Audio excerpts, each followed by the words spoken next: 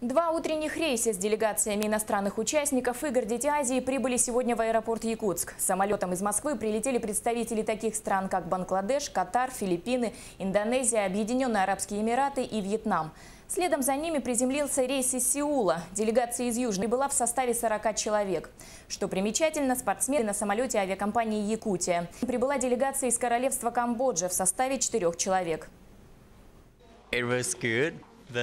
Полет был хороший, но мы не утром, и сегодня утром мы уже здесь. То есть мы в пути почти сутки.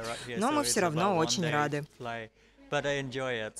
Был хорошо, в основном наши спортсмены ходить в олимпийскую сборную, поэтому готовы. Ближе к вечеру делегацию из Монголии сегодня встретили представители правительства Якутии. Всего прибыло 200 юных спортсменов. Они примут участие в видах спорта. Примечательно, что монгольская делегация Якутск первым в истории чартер-натора.